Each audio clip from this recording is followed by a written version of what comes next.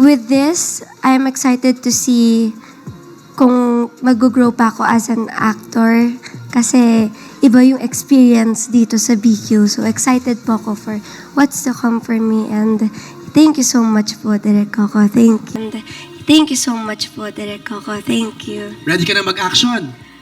I am very much ready. Matagal ko na din actually nire-request na gusto kong mag-action. Okay. So, Ready ka na rin na walang script? Ayun. Andrea Brillantes, ready na sa sexy, daring at matured roles. Mga Cheka Peps, ito na ang pasabog. Andrea Brillantes, bagong era na talaga.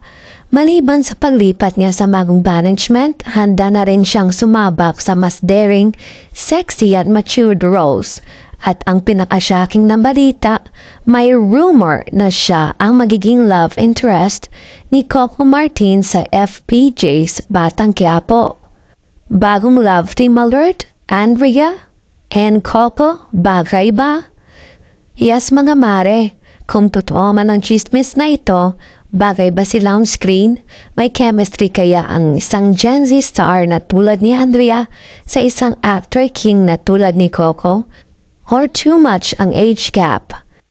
Kayo mga Cheka Peps, gusto niyo bang maging leading lady ni Tanggol si Blythe? Bagay o pilit? Comment down below ang thoughts niyo. FPJ's Batang Quiapo, walang katapat. Speaking of Batang Quiapo, walang tatalo sa kasikatan nito.